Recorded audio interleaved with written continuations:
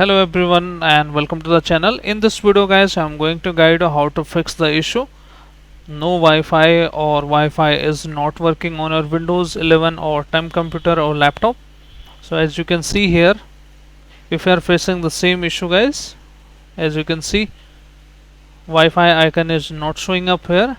So this video is for you. I will show you how to fix this issue step by step.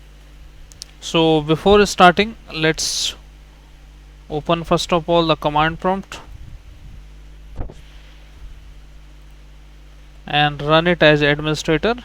And once you run it as administrator guys, you need to type for the command services.msc services.msc, and once you open it, you need to look for WLAN auto config. Click anywhere on your computer and press W on your keyboard, and you need to look for WLAN auto config.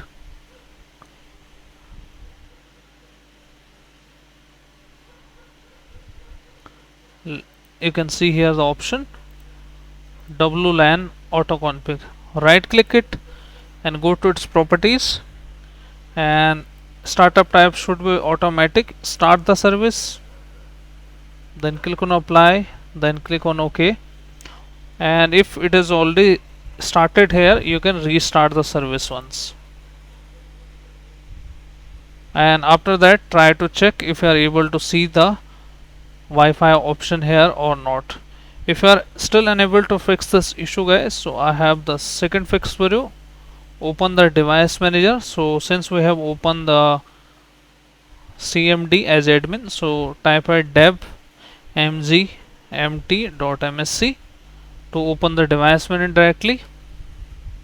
Now you need to look for your network adapters, this option, and once you see here the Wi-Fi, as you can see here, Wi-Fi is not showing up here.